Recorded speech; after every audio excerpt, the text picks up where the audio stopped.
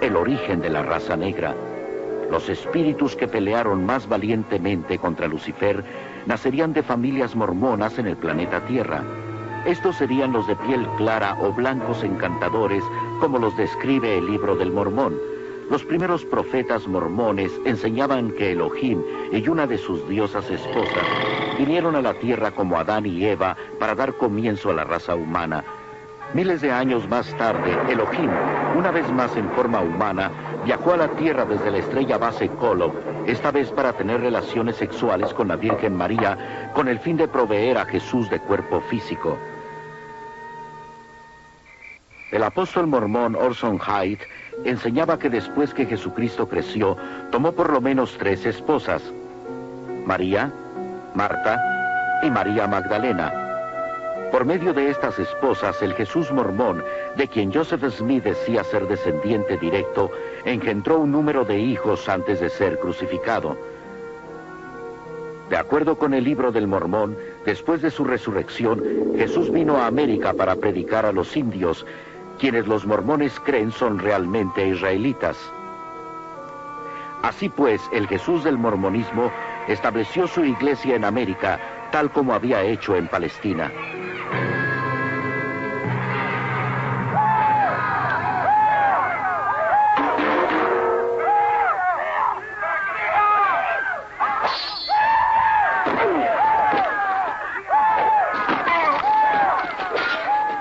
Por el año 421 después de Cristo, los indios israelitas de piel oscura, conocidos como los lamanitas, habían destruido a todos los nefitas en varias e intensas batallas. Los archivos de los nefitas se supone estaban escritos en placas doradas, las cuales Moroni, el último nefita viviente, había enterrado en el cerro Camora. 1400 años después, un joven buscador de tesoros llamado Joseph Smith, quien era muy conocido por sus historias y cuentos, alegaba haber descubierto esas placas cerca de su casa en la región montañosa del estado de Nueva York. Hoy en día, Smith es honrado por los mormones como profeta por haber dicho que había tenido visiones del mundo espiritual, en las cuales había sido ordenado a que organizara la iglesia mormona, porque todos los credos cristianos eran una abominación. Fue Joseph Smith quien dio origen a la mayoría de estas peculiares doctrinas, creídas hoy como verdaderas por millones de personas. Manteniendo un rígido código de requisitos morales y financieros y realizando rituales sagrados en el templo, solo entre ellos y los muertos, los santos del último día esperan poder probar su validez y por lo tanto convertirse en dioses. Los mormones enseñan que todos deben comparecer ante Joseph Smith, el Jesús mormón y Elohim en el juicio final. Estos mormones que fueron unidos en la ceremonia del matrimonio eterno esperan convertirse en dioses polígamos en el reino celestial, regir sobre otros planetas y procrear nuevas familias a través de la eternidad. Los mormones dan gracias a Dios por Joseph Smith, quien alegaba haber hecho más por nosotros que ningún otro hombre, inclusive Jesucristo. Los mormones creen que él murió como mártir y derramó su sangre por nosotros, para que también podamos transformarnos en dioses. ¿Dioses del espacio de Kolob? Me suena a ciencia ficción o como la guerra de las galaxias.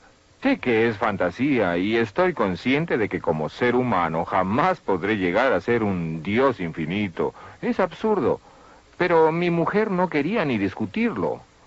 Y ella se divorció de mí y entonces buscó a otro hombre que estaba haciendo méritos para ser Dios, para ella poder ser diosa. Usted dice que la iglesia mormona presiona a los individuos para que se divorcien de sus cónyuges cuando estos no viven de acuerdo a la iglesia, y que les presiona para que se casen con otra persona que está abriéndose camino hacia la divinidad. No cabe duda de que mi motivación en esto resulta en parte de mis propias experiencias.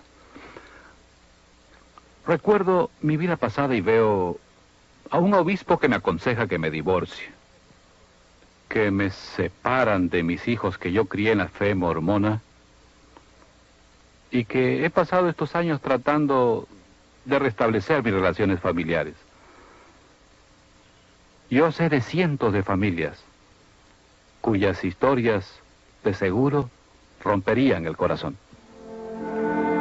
Greg y Jolene se divorciaron debido a la iglesia mormona. Ahora se han vuelto a casar. Él se crió como cristiano y yo como mormona. Nuestras relaciones eran simplemente maravillosas, pero siempre volvíamos a lo mismo, que tenía que convertirlo a él al mormonismo. Después de 2 años y medio de tratar muy duro, simplemente desistí y se me aconsejó que me divorciara de él. Pues llegó a ser obvio ante los líderes de la iglesia que mi esposo no estaba de acuerdo con las normas de la iglesia. Así que les pareció perfectamente bien y aceptable y me animaron a divorciarme de mi marido. En la segunda visita que hicimos al consejero, este volvió a revisar las cosas que le habíamos dicho y después dijo, bueno, hay gente que no debiera casarse. Yo no puedo imaginarme a un obispo que estuviera activamente recomendando el divorcio. Su deber es el de hallar maneras en que los esposos se reconcilien. No obstante, en mi caso, el obispo le aconsejó a mi señora que sería mejor para ella que se divorciara de mí. Habrán situaciones cuando, por razones de incompatibilidad, en una forma u otra, el divorcio sea inevitable. Pero debido a que creemos firmemente en la unidad de la familia y en la santidad de la vida familiar, sería el último recurso y no algo que se acepte por conveniencia. Yo fui a ver a mi obispo y él me aconsejó que sería mejor vivir sin él y ser sirviente en el cielo mormón que permanecer casada con él. Y aquí tiene una iglesia que profesa la unidad de la familia, pero destruyó mi matrimonio. Un momento, caballeros. Estas personas gozan de libertad religiosa y pueden creer lo que quieran. Pero ¿por qué se toman la libertad de separar a las familias y destruir sus vidas? La presión sobre las mujeres parece increíble. Deben ser perfectas. Ellas juran solemnemente en el templo una total obediencia al esposo. Ahora, hay hasta psiquiatras que se especializan en tratar las depresiones de la mujer mormona.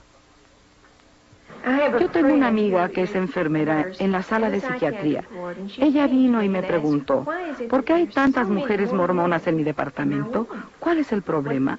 Y yo creo que se debe simplemente porque es imposible vivir de acuerdo a las normas tan estrictas que se les impone a estas mujeres mormonas. Ellas deberán ser perfectas para así llegar a la exaltación con sus esposos. No pueden ni salir de la sepultura, a no ser que sus esposos se los ordenen en la primera resurrección.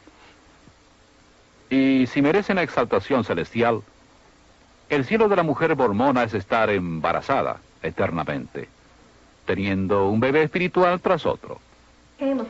Llegué a un punto en mi vida como mujer mormona en que no iban bien las cosas.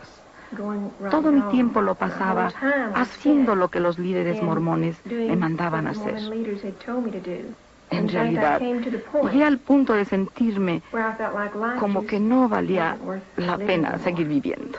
Sandra Tanner, ex mormona, autora, investigadora, periodista, considerada como una de las más grandes autoridades en mormonismo.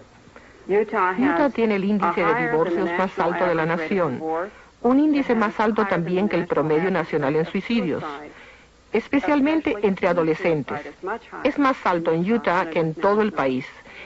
Esto en parte se debe a que los mormones enfatizan la perfección, y tantos de estos jóvenes se sienten derrotados en su lucha por alcanzar la divinidad.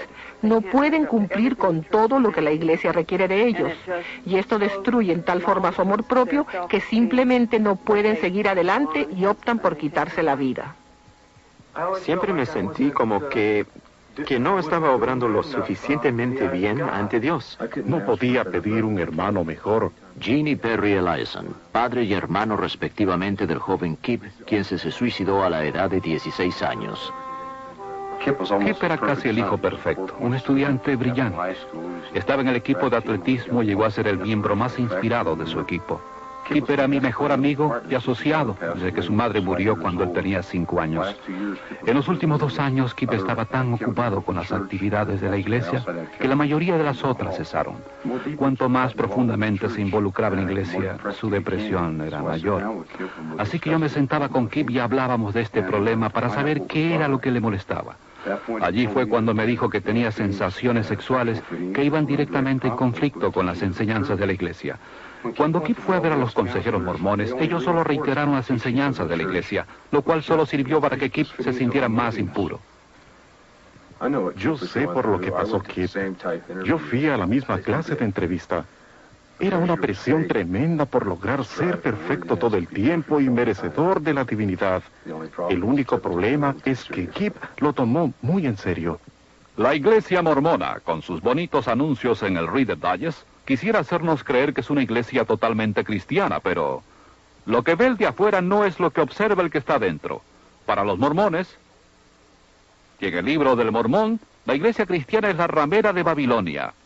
En sus típicas ceremonias ridiculizan al pastor, llamándole el mercenario de Satán. Una vez que ingresé a la iglesia, empecé a hacer preguntas y no era lo mismo. No era cristiana como nos habían dicho a mi mamá y a mí. No era así.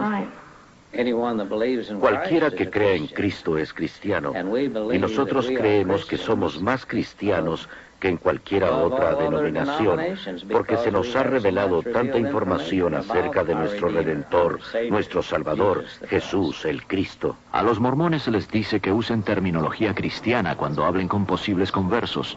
Palabras como Dios, Jesús y salvación, todas tienen diferentes significados para los mormones, pero los que no son mormones no lo saben.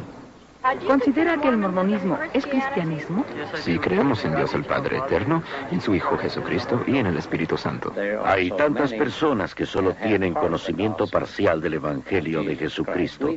Nosotros creemos que la Iglesia de Jesucristo de los Santos del Último Día tiene todo el Evangelio completo. La primera visión de Joseph Smith es la piedra angular de la Iglesia mormona, pero hay 9 versiones que se contradicen entre sí. Los líderes mormones están ocultando deliberadamente a usted la verdadera historia de su religión, porque saben que le sería muy difícil creer que viene de Dios si usted viera cómo es que realmente ha sido estructurada. En la reseña no publicada vemos que fue Jesucristo quien Joseph Smith dijo primero que se le había aparecido. La segunda vez que escribió su relato unos años después, dijo que muchos ángeles se le habían aparecido.